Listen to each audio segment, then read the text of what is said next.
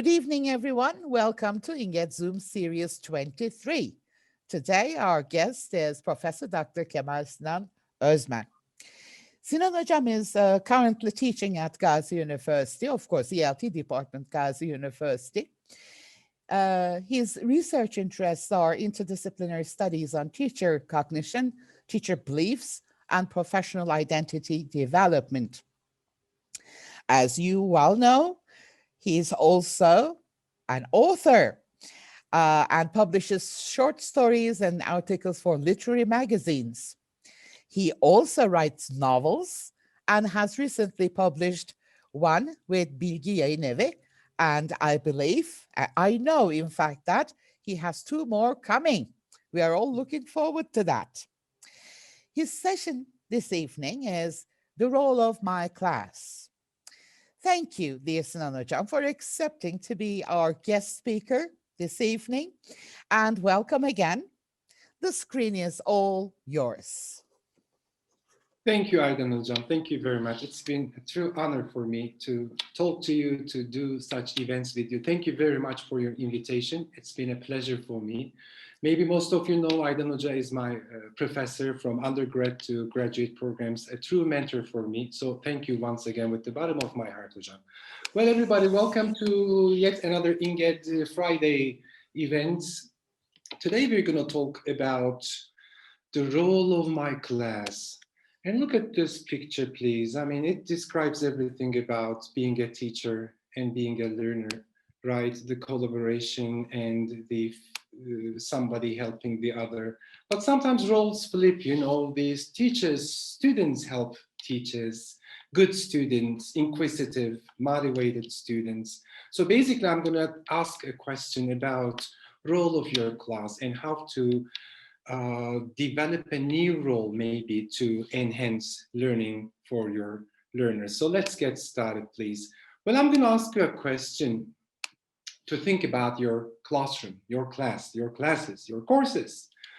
What kind of a class is that? Is it an ecology where you teach everything? Well, mostly, please take the word teaching as in its narrow sense, like talking, presenting, you know, yet another page, let's look at the paragraph, so on and so forth. Or is it an ecology where you guide students for what they have done in and outside the classroom?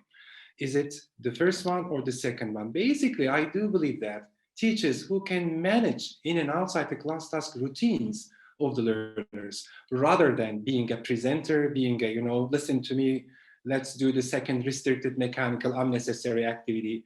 So I believe that such teachers developing a routine, not only for the classroom, but also for outside the classroom, are truly inspiring teachers. Well, having mentioned the routines, this quotation, my students, you know, and my colleagues I cooperate with know that I love this statement. We are what we repeatedly do. Excellence then is not an act, but a habit. So good teaching is also not an act. You cannot define teaching as a specific classroom behavior, but rather set of attitudes, set of pedagogical choices. Basically speaking, tonight I'm going to show you how to develop a new role, or maybe appreciate your currently running role for your classes. Well, I don't know, when I first prepared this presentation after talking to you, I was quite excited, honestly speaking. And I was thinking about this theme, the role of my class. And I found myself putting different things in this presentation. And then I thought that maybe they are not related, but I do know that there is a rationale behind the common grounds of good teaching. Although, well, in social sciences, we do dichotomies, we classify to teach, but when you look into good teaching, actually the certain parts or mechanics may not be, you know, thematically embedded, but I do know that at the end of the seminar, we will have with the participants a rationale. So, I mean, ELT 101, good teaching, or for, you know, leading your students, giving them good feedback, whatever, good teaching means giving good instructions. Rule number one. So I have always struggled with student teachers to teach them good teaching. And, you know, if you if you find a regularity, if you find a discourse pattern, then it means you can teach it properly. Well, I asked this question to myself first: is there any discursive pattern for giving good instruction? Well, hold my board marker. I can't say the other one. Anyway, in addition to using simple language, animated communication, I have a suggestion, guys, ladies and gentlemen, for you, being standardized in giving feedback by using this pattern: what, how, whom, and when, in every single instruction, no matter what, no matter age, what level, no matter proficiency level or the focus of the classroom. Ladies and gentlemen, this is a matching activity, right? You're going to match the sentences with the pictures. Please work on your own. You have 2 minutes. See, it works. Or we're going to listen to a dialogue. I want you to listen to the dialogue carefully and fill in the blanks. After listening, please work with your friend and compare your answers. You have 4 minutes. As you can see, the pattern moves, okay? So specifically for the novice, I mean, you can feel secure in the classroom. Otherwise, to the best of my knowledge and experience, I do know that most of the classroom management problems occur because teachers are not able to give good instruction. Students goes, ne yapıyorduk ya? Ne ediyorduk ya? Yes, ne yapıyorduk ya? Because they didn't get it. Basically speaking, when giving instructions, sometimes checking the instruction is also important. Not for the trivial small activities, but sometimes you may not feel that you are being listened, so you can ask and address a student to repeat, Sinan, tell me what we will be doing. Please do not hesitate to write the instructions, because students do not come into your classroom with all students' literacy power, okay? Hocam, they don't know anything. Öğrencilerim hiçbir şey bilmiyor. Yes, because they are students. Just like a doctor cannot complain about patients. I mean, everybody visiting me are patients.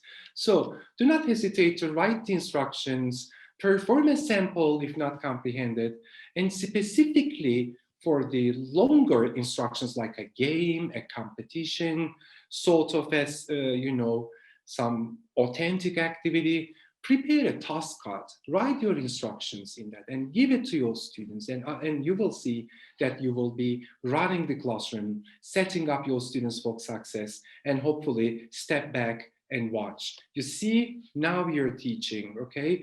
Talking a lot is not teaching. So yeah, I mean, sequencing the tasks is important. Are you playing some kind of a game? You don't have to say everything, okay? Step 1, let's do this. Okay, step 2, let's do that. Elicit the answers. Step 4, whatever, you give them gradually. And other thing that I observe a lot is that when you give instruction, you have like 30 seconds, 20 seconds.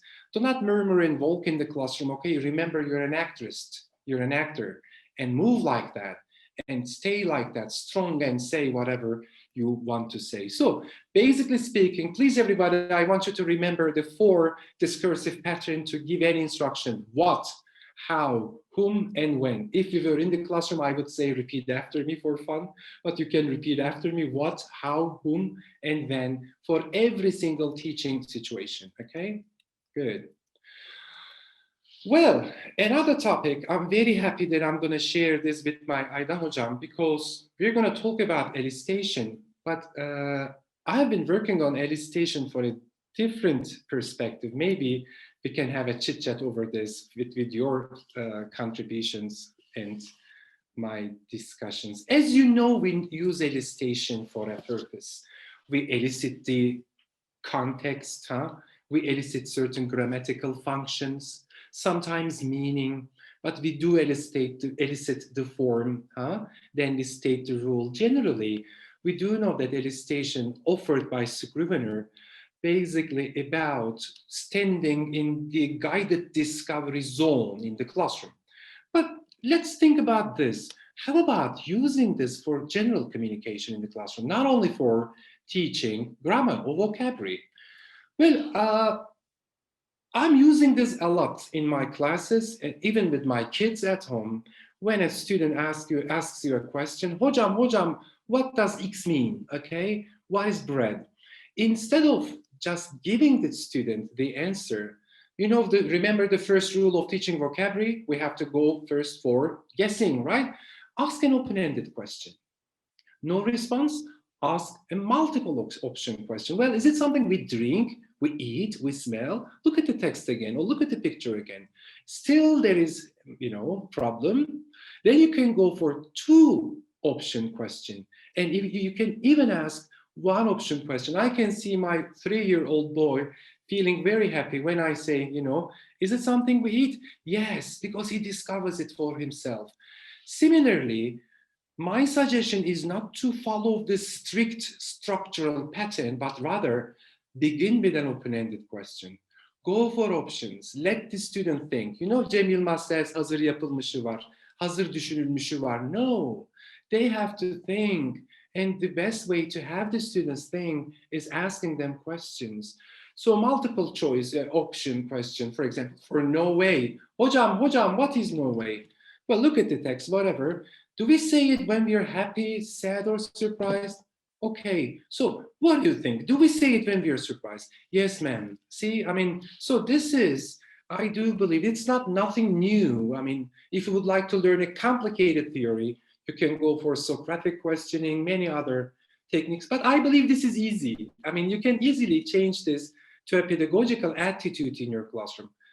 Ask an open-ended question and go for structured questions, okay? You will see it works for the learners. So I believe that even if you teach physics, okay, or I don't know, whatever, young learners, adults, university, there are those 3 zones in the classroom.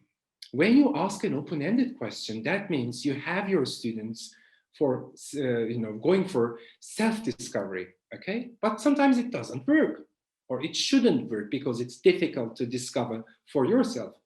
Then you can go for multiple option questions, yes, no questions, right?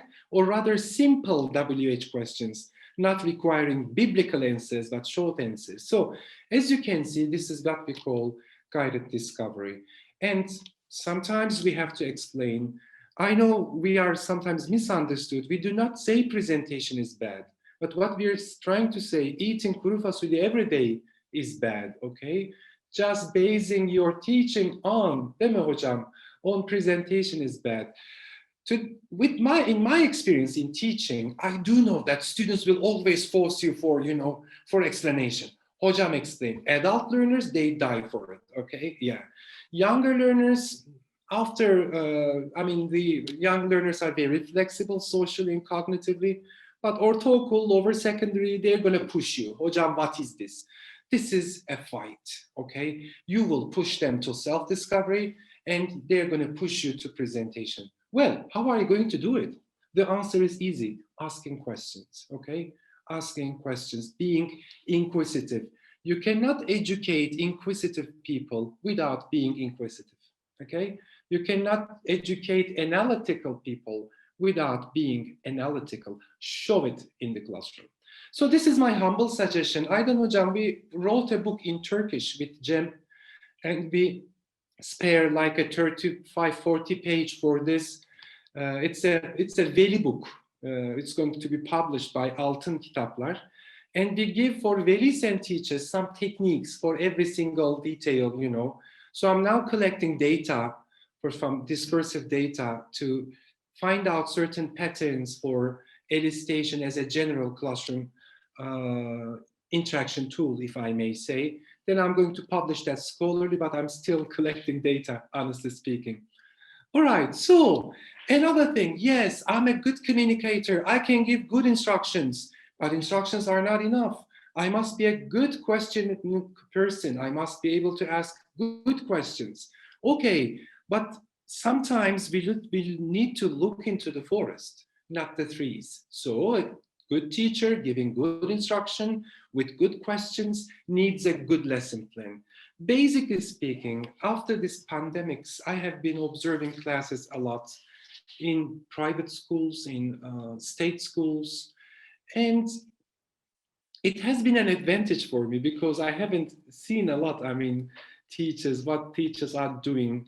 And I felt the need to offer you a lesson plan, a rationale to develop, maybe hopefully to educate autonomous teachers. Arkadaşlar, I know that you have a lot of information about lesson planning.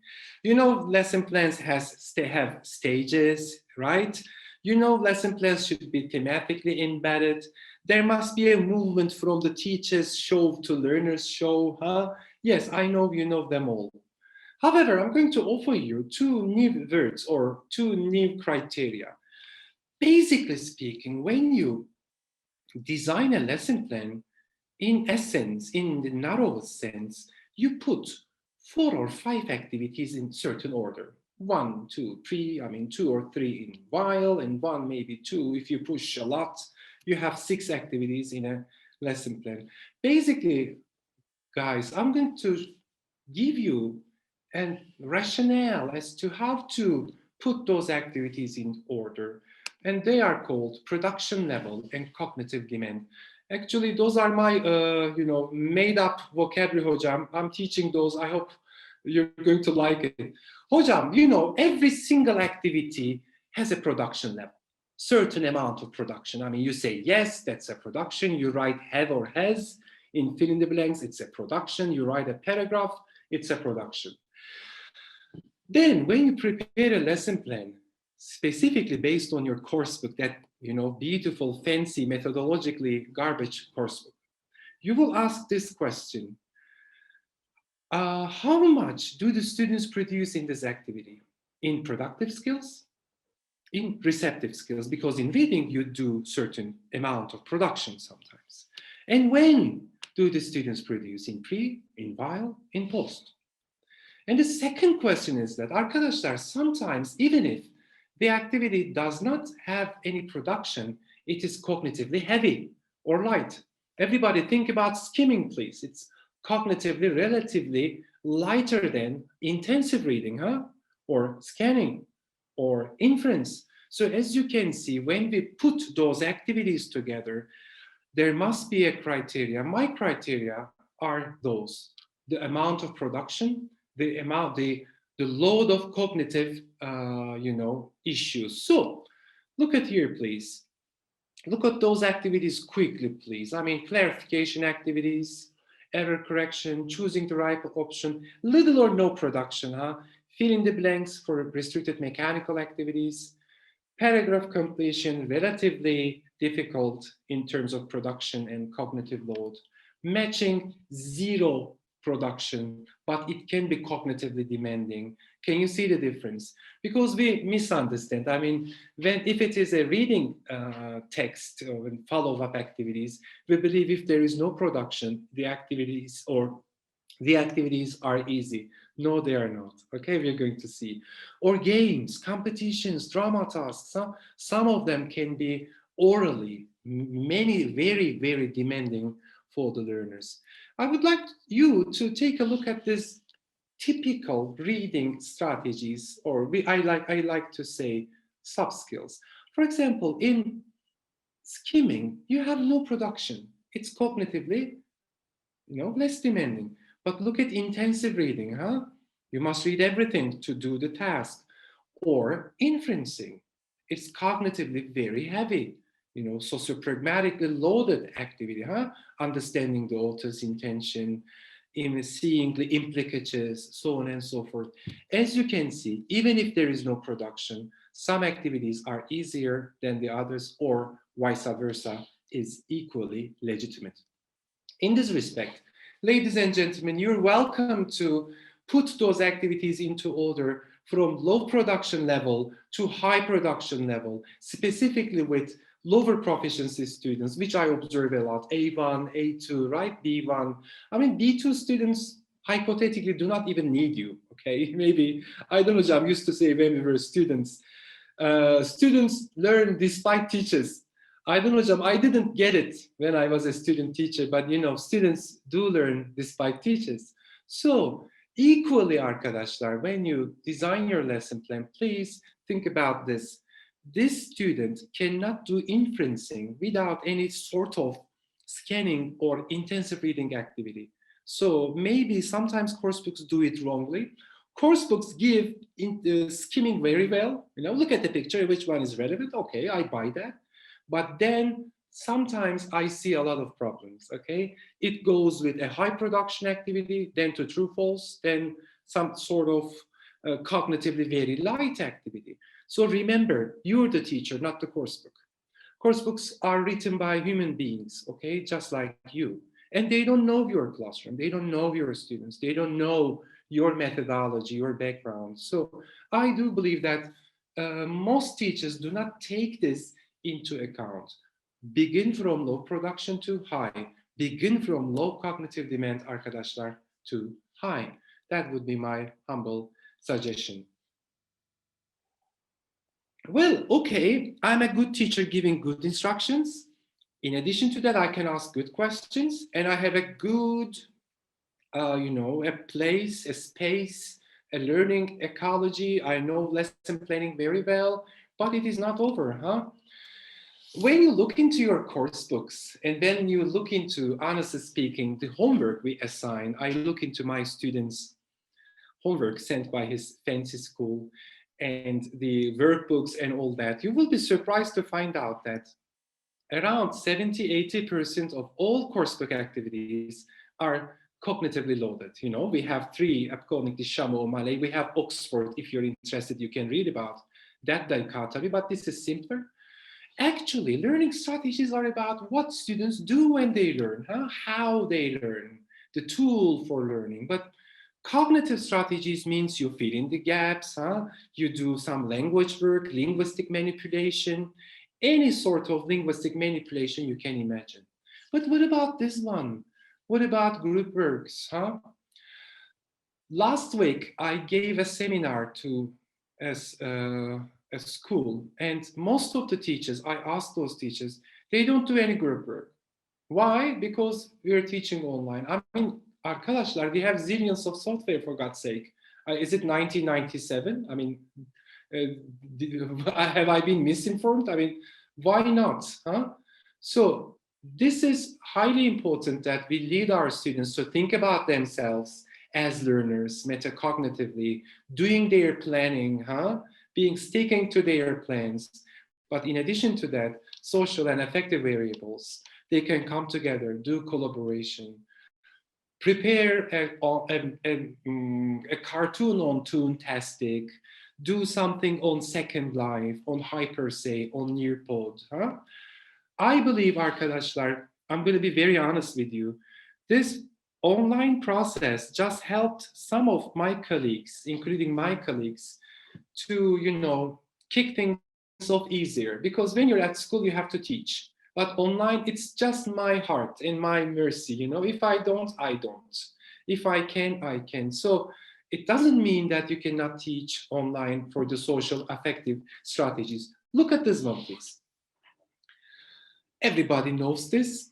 By the way, the guy who prepared this must get bored, because please read the last one, doing the real thing. I mean, it goes very academic when suddenly doing the real thing, with a Tennessee phrase.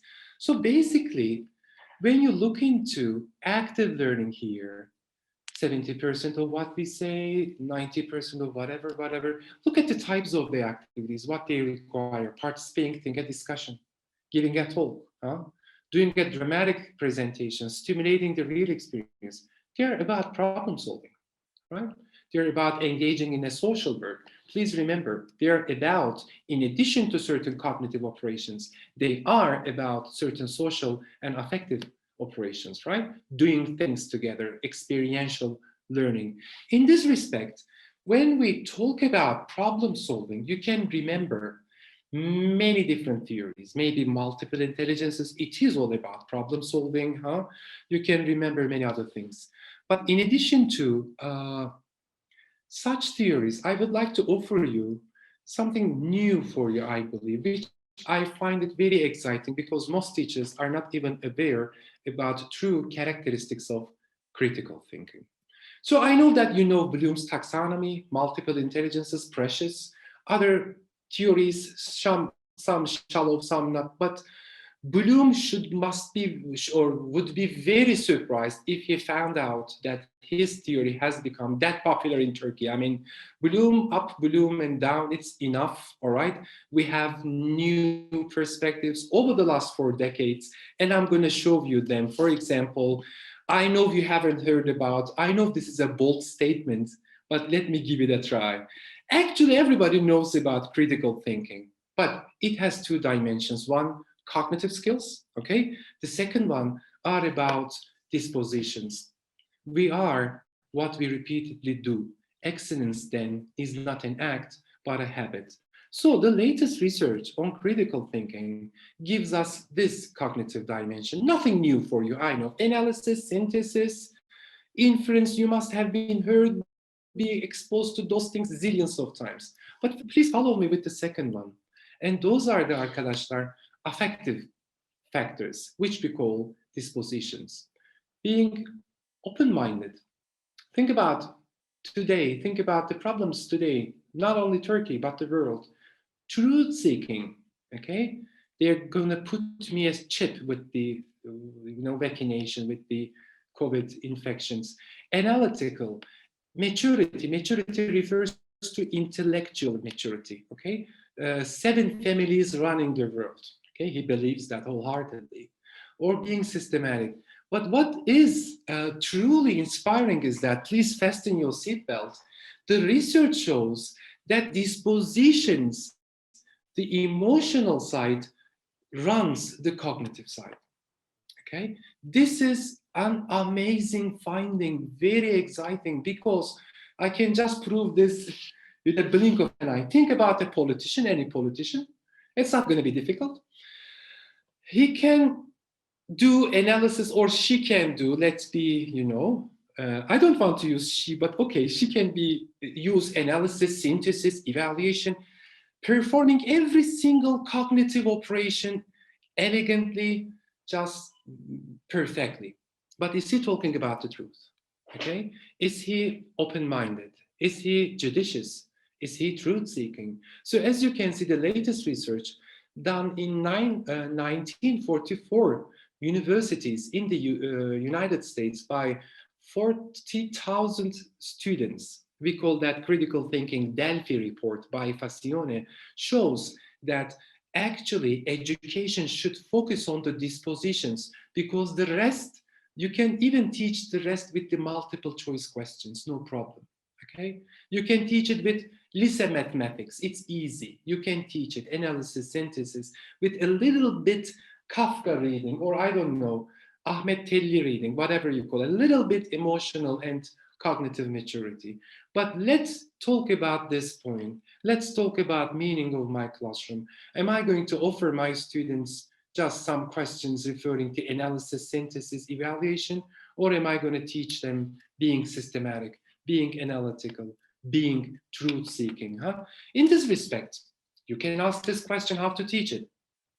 Well, now, this is the point where my presentation, those irrelevant issues comes in a certain commonality, where I have a common grounds. Arkadaşlar, use elicitation for developing cognitive skills, okay? Have your students think. I mean, for somebody to think, you have to ask them questions. You must be a questioning teacher. Encourage students for guided discovery, if you can, where applies. Vary your learning strategies, please, specifically in the homework. Yani fill in the blanks, but English language learning and teaching is beyond that, everybody knows. I've been talking about that with Defne Hoca for 20 years. Aydan Hoca is talking about that for 10 years. I mean, it's enough, right, Aydan Hoca? So, use tasks that require high-order thinking skills, not monkey work, matching with B2, B1 students. However, for dispositional skills, Fassione offers very interesting things that would make us think about our classes, respect the individual, and put them at the epicenter of learning. You know why? Because, I mean, if you read Foucault, I don't know, if you read Fassione, even if you read some modern philosophers, there is something that has really changed my thinking after 40 years old. They say, At the heart of the personal ethics lies the respect. I mean, if you're not respected, and you, some pseudo person, then it is not likely that you're going to sustain your personal ethics. That's the problem of the East. Okay, that's the problem of the Middle Eastern thinking. Respect the individual, but respect the individual doesn't mean, hocanız size kurban olsun, sizi seviyorum. No, respect them no matter what their age are. They're an individual. And believe me, even young learners are as complicated as you are as an individual, in different sense, in different domains, but they are not pets, okay? Respect them. The second one is provide and sustain a democratic classroom atmosphere, all right? Where people can express themselves. The right answer is not the teacher's answer. The right answer is the answer that you come up together with everybody, with everyone in the classroom, thinking, discussing, but listening to each other. Value science and arts in your classes, okay? I believe is not a good word for a teacher. I do research, I read, and I learned is a good statement for a teacher, okay? Value science in your classroom. Hocam, what is this in English? I don't know, but I can learn it for you. Hocam, I don't know this. Let's do a research. Teach them the difference between at least what's an opinion is, okay? Bill Gates will kill us, that's an opinion, and fact, all right? Making the discrimination. And valuing the diversity. Here, I'm not trying to say you have Hispanic students, but diversity relates to different thinking, okay? So dispositions in the broadest sense relate to developing an identity at early ages. If you can, at before age of 7, please watch Selçuk Hoca, Selçuk Şirin Hoca, or as an English teachers, we have the opportunity, we are the fancy teachers, you know what I mean? So you can develop such respect democratic classes in your case. In Fasione's Delphi report, you know what the name of Delphi report is? The name goes Critical Thinking for Democratic Societies. All right? So, guys, why we don't teach this or why we do teach this at the macro level is about political economy. But remember, when you close your door in your classroom, you're alone with your learners. Still, you have a choice to make. Still, you have a choice to do the right thing and make right pedagogical choices. So let's once again, ask the question. Sinan Hocam, can I just very quickly give you this question? Can you refer to the previous slide, please? Sure. Azra Hoca would like to know if the second view of dispositional critical thinking according to the interactionist theory or not. Okay, whether it's about, no, I mean, the literature of critical thinking, Azra Hocam, does not come from any educational fields, okay? Those people work in cognitive science, communication studies, even philosophy, but I would say the core of the modern critical thinking lies in critical pedagogy. Maybe you can do certain readings with critical pedagogy. Still, in the European educational or research arena, they don't call it critical thinking, they call it critical pedagogy.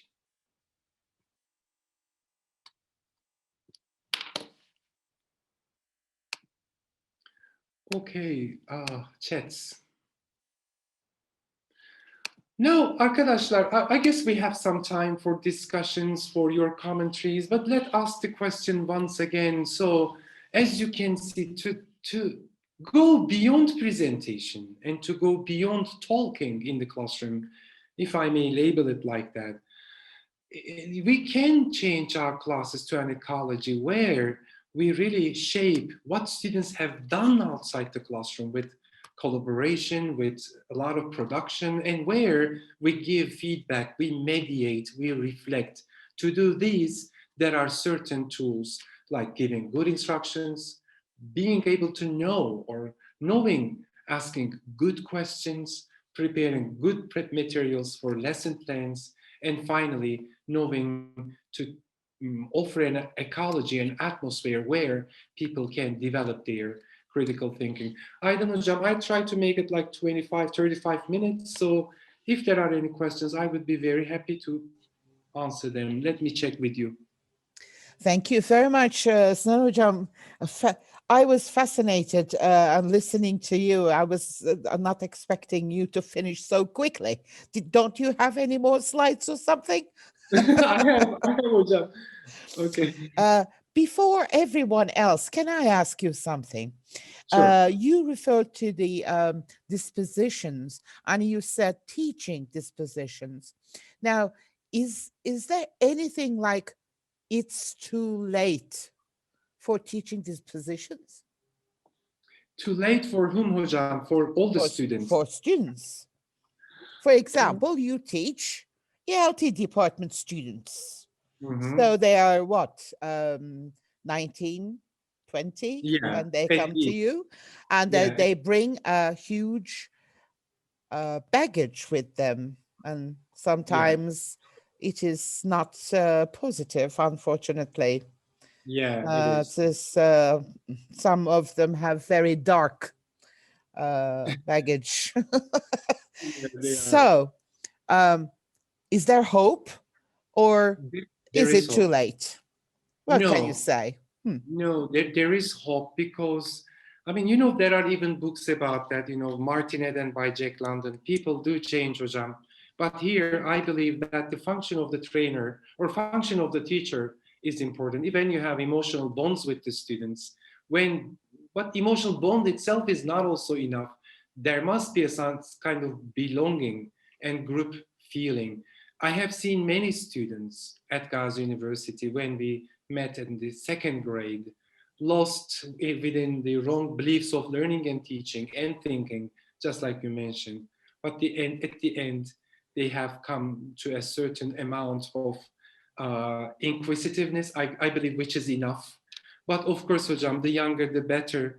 Therefore, I mentioned, I mean, the more I read about education, I see that early childhood education is the key of anything. I mean, to teach these positions.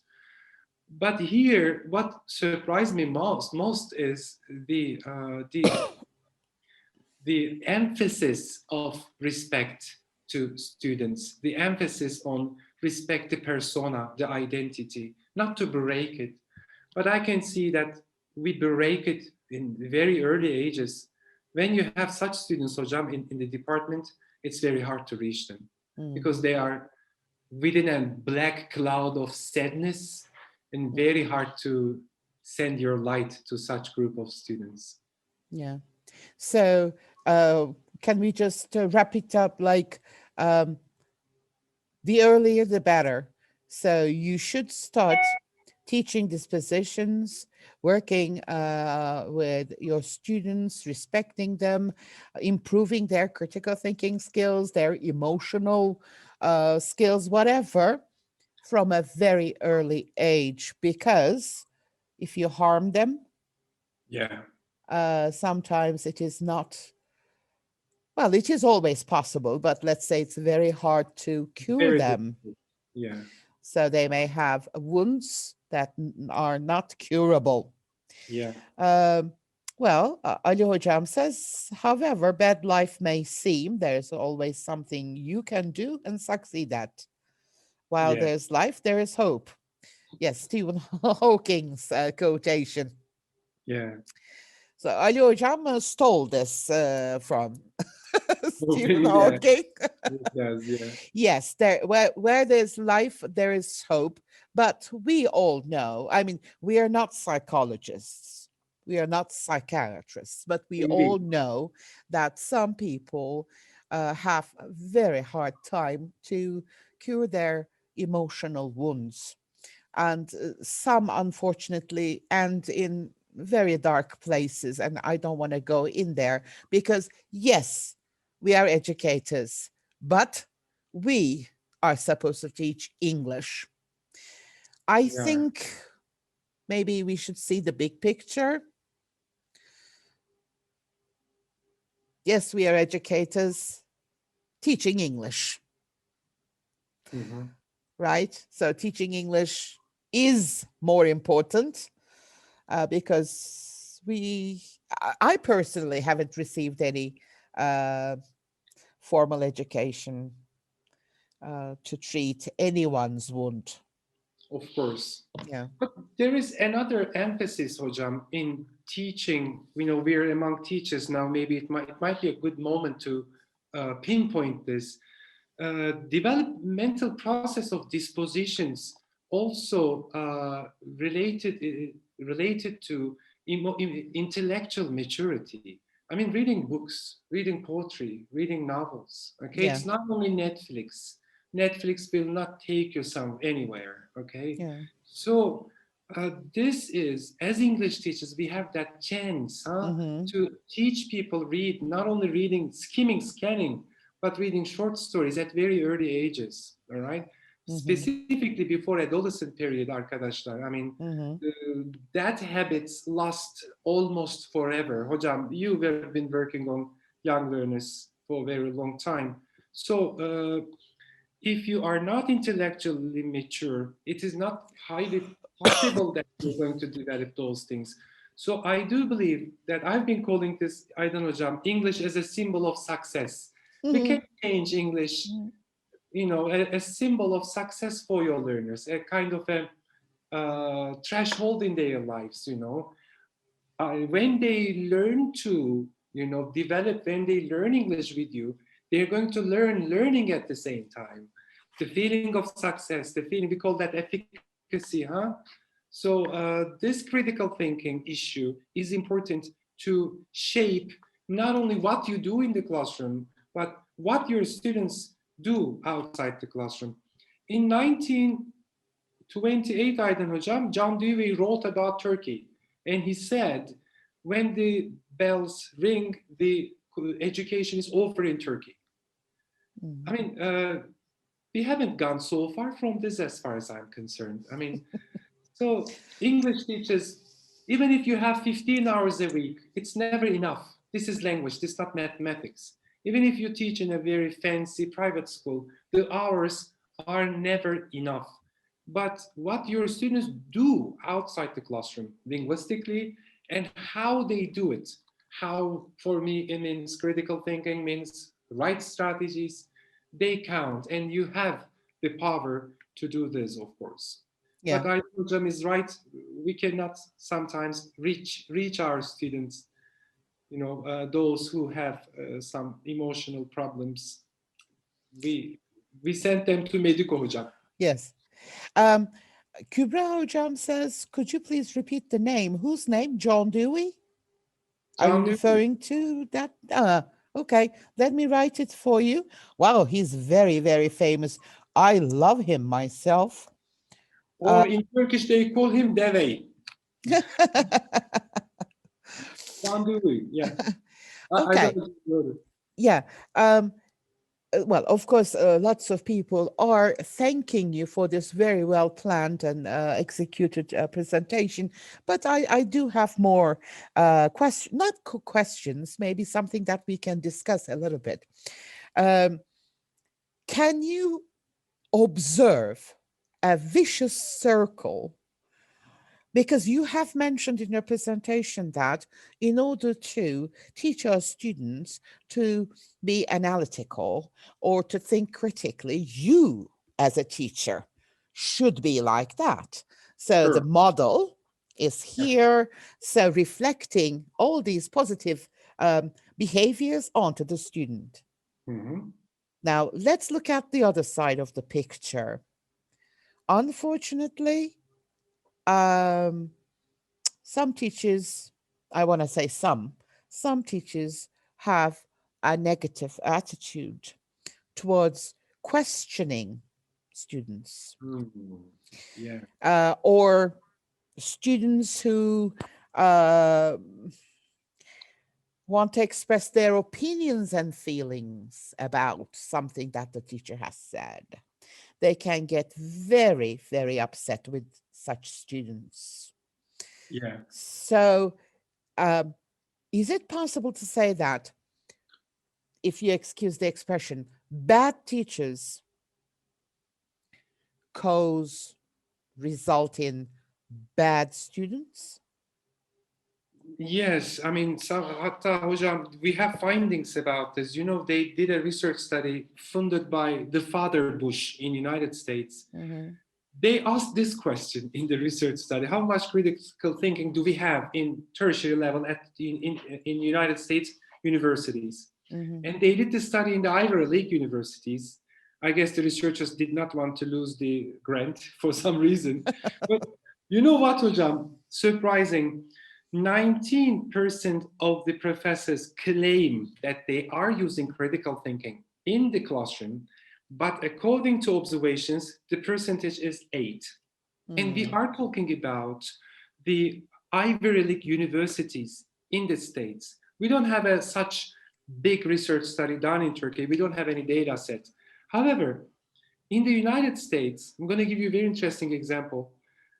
After this report, the Father Bush declared have the people wrote this report, nation at risk. Okay. Then, hocam, the son Bush, the less Bush, let's say, okay. So he initiated the project, No Child Left Behind, as you know. In No Child Left Behind, they basically ask people multiple choice questions. So, hocam, why did they do it? I mean, those people are going to Mars. We have to be clever. They do it because such teaching, the ideal teaching with critical thinking, is a political choice. Yes. It's a choice. It's a macroeconomy issue.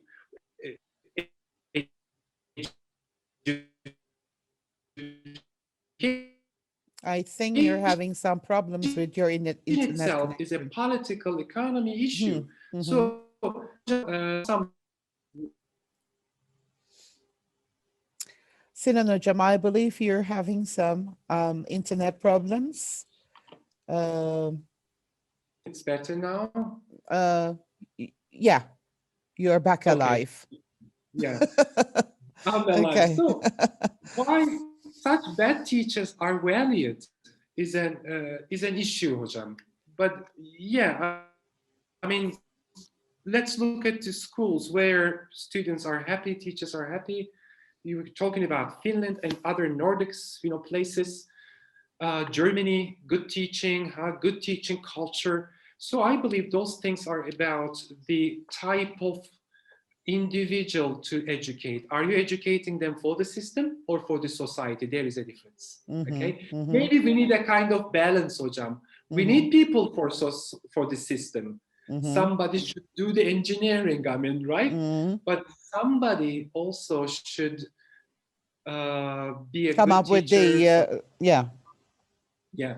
So such bad teaching, I believe, is not by chance, hocam. Yeah, it would be very naive to say it's by chance. But young people here, you have a choice to make. Don't feel desperate when you close the doors.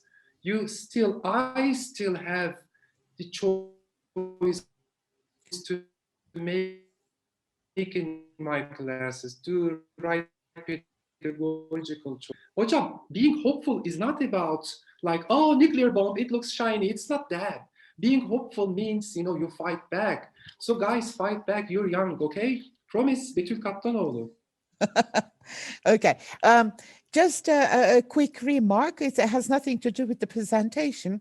Guys, as you know, with the, should I say feminist movement? I don't know. But nowadays, we do not use he, she with a student or everybody or anybody. If the subject is not known, you can use they. So you can begin the statement like, if a student answers incorrectly, they feel ashamed. So you can go like that. You don't need to say he, she. I believe if you have listened to Zuhal Hocam's presentation, I believe language matters. So we are the intellectuals of the society. That's what I want to believe. So as intellectuals of the society, we should, I believe, start using the correct language. Thank God Turkish does not have that discrimination, but it is only at language level. It has all other kinds of discrimination. But language-wise, we are okay. So the thing that maybe we should say here or claim here is, if this is a circle, maybe university instructors should adopt this behavior so that they can raise critically thinking, I don't know, teachers who have integrity, respect, maturity, emotional maturity, whatever, go to schools, Yeah. raise students like this. So Yes, we should not forget that we are also responsible for this. So I'm just coming back to this because we said the earlier the better. This doesn't yeah. mean that we do not want to take any responsibility. We want to take the responsibility, and it's never too late to take the responsibility. As Sinan Hocam has said, I'm still changing. At this age, I am changing. If you're not changing, you're dead. Okay, sorry. Maybe this is the first time you have heard it, but you're dead. You're already buried. Okay, so change, learn new things, learn and be a good model for your students. In fact, here, I feel so proud of Sinan Hocam because I have known him for a long time. He was always a very open-minded person. I guess because he has this literature aspect to him. Anyone who deals with art, any kind of art, comes up with an open mind. I don't know how. Maybe it's a mathematical formula. I don't know that.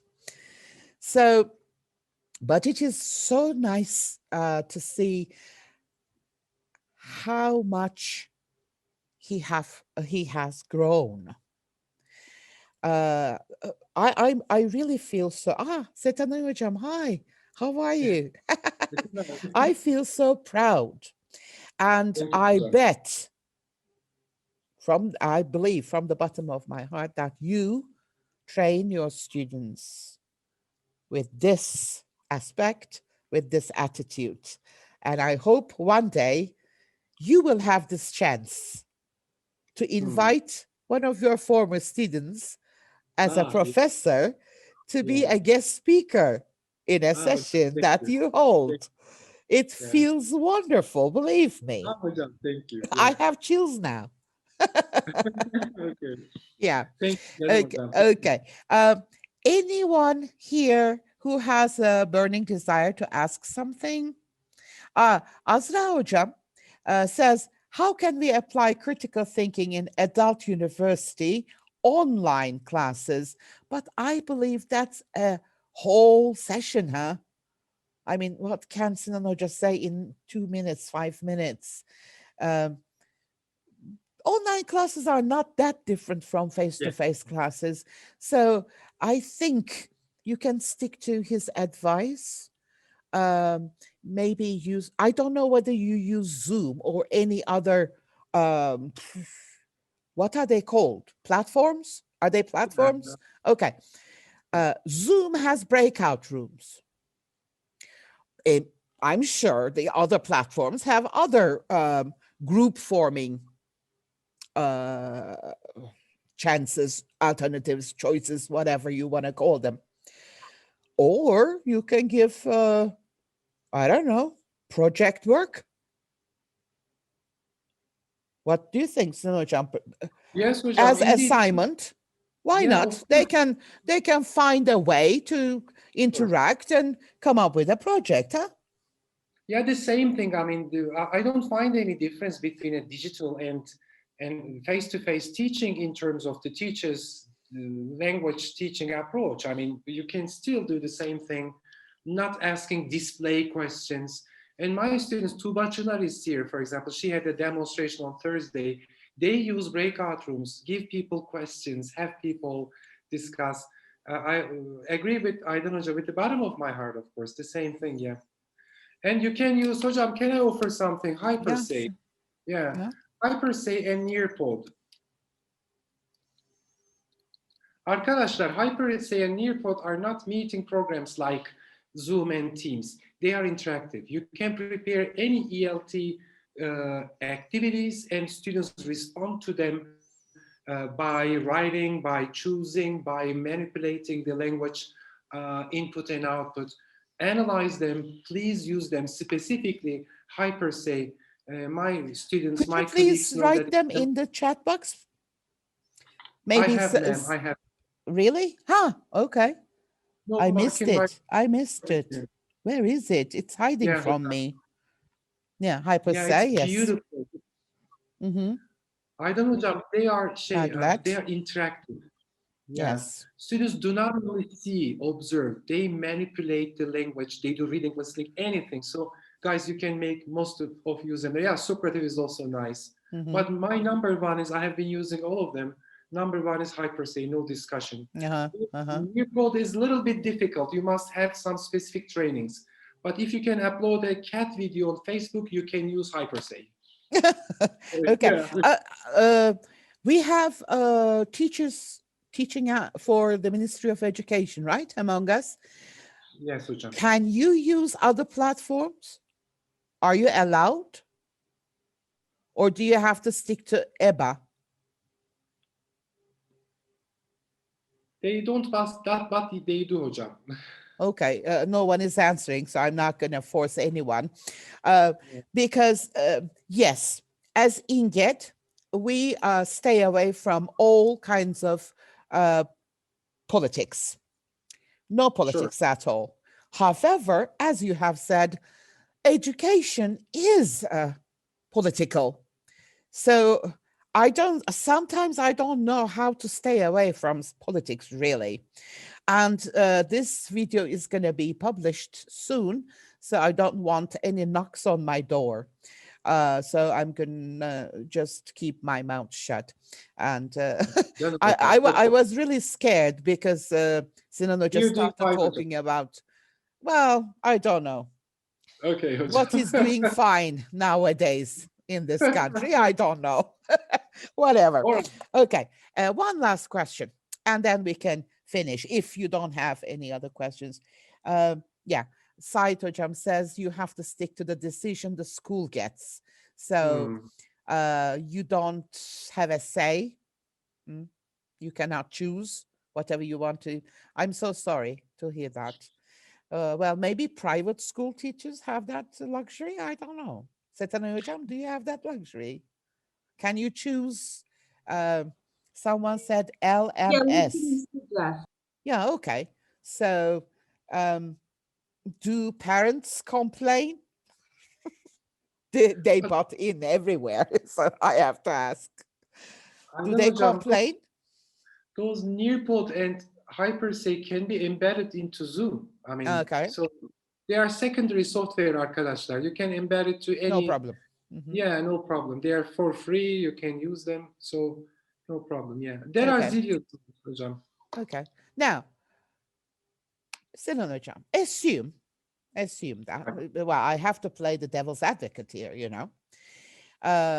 Assume that I am perfect. I believe that I am perfect, like those American professors. I believe that I teach my students critical thinking. How am I going to realize that I am not perfect? Well, there are many ways, Hocam. There are many ways. One way is to look into the students' grading of the course, for example. Students are very, very objective. What if I'm perfect, but my students are idiots? Okay, Hocam. I mean, the perfect professor, if the professor is perfect, then she knows, he knows, they know how to receive feedback from the peers and from the students, I believe. But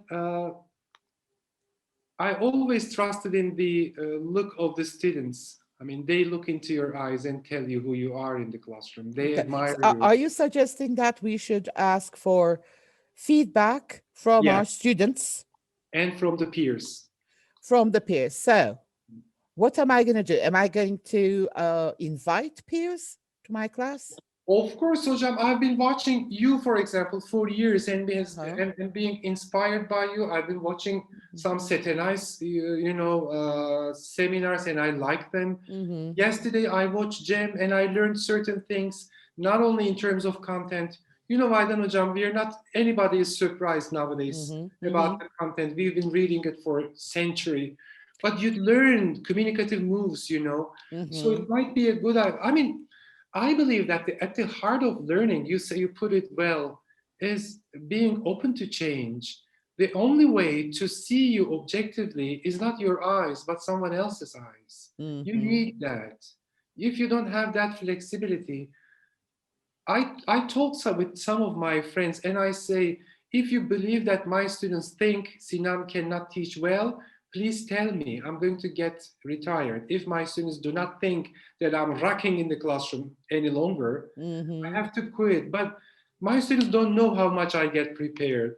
They believe that the stage is, you know, very natural, but it is not. Every single breath I take, I think about that again and again. All right. Okay. So feedback, Hocam, feedback. Okay. But I'm asking this because I want my colleagues here to be aware of the fact that, well, I think it was Shakespeare's quote, what reads like, we know what we have become, but we don't know what we can become. I'm not sure whether I'm not sure, but I don't think that Shakespeare would mind. So whatever, let's say Shakespeare did say that. Okay. Well, what I'm saying is, no matter how perfect you are, there is still room for improvement. So, as Sinan Hocam has just stated, it is possible to get feedback from your students. Don't think that feedback is criticism, because culturally we are allergic to criticism. I'm aware of that. We hate it. There is nothing like constructive criticism in Turkey. Criticism is criticism, full stop. So feedback, let's stick to this feedback from your students, from your peers, but you need to be brave enough to invite your peers to your class and give them a reason to observe you. Okay? Don't say, come and watch me. I mean, you're not Angelina Jolie. No one is going to watch you because you're beautiful. Just say, I feel that there's this problem. What is that problem? I feel that I am biased against my students. I choose female students over male students. This is the feeling that I get. Please come and observe and say, just keep the score if I do that. And then get feedback from your peer. And you can always self-observe. Record yourself. Because in the classroom, as Sinan Hocam has said, we are acting. We are overwhelmed. When we leave the classroom, we are unconscious. Only when we sit down and think over, we say, oh my God, what did I do? Why did I do that? If you do not trust your own reflection, record yourself, for God's sake. Every telephone nowadays, they are called smartphones. They are smarter than we are. Record yourself on your phone. Maybe you cannot see things visually, but at least you can listen to yourself. See, Sinan Hocam, that's why I do not interrupt my speakers, because then I do not know when to shut my big mouth Oh, up. come on, Hocam. It's a nice Okay. You're doing fine.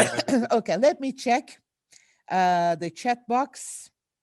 We can also watch our Zoom. Of course, we can. You know what? I hate watching my own videos. Do you also get that? Yeah, I don't like When I see myself, it's like, oh my God, look at me. I don't look nice, Jesus, why did I wear black? That kind of thing. I do not focus on the content. Shame on me. There is a lack of professionalism. Okay. Most of the people take the criticism. Take criticism personally. Yes. But you know what? We also give criticism personally. As I've said before, this is some kind of cultural sickness, disease that we have. From childhood on, we learn criticizing.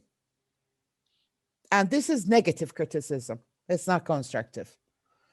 Yes, right. Unfortunately, biased judgment sometimes. Yes. Yes, we are destructive. Last week, Anuloja was with us, and she tried to open a new door for us to choose our classroom language very carefully with a new mindset, with growth mindset. We have started, but we are going to take baby steps. I hope one day we will get there. Sinan Hocam, thank you very much. It was such a great pleasure to have you with us here. We have learned a lot, and it was a wonderful presentation. Thank you again. And thank you guys for being here with us, because without you, I can always see Sinan Hoca and gossip behind your backs, but it gets better when you're here with us. Sure. And never forget, as Inged, together we stand. Take good care of yourselves. Bye, everybody. Thank you, Aydın Hocam. Hope to see. Yeah, the same here. Hope to see you soon. Bye-bye. Bye-bye.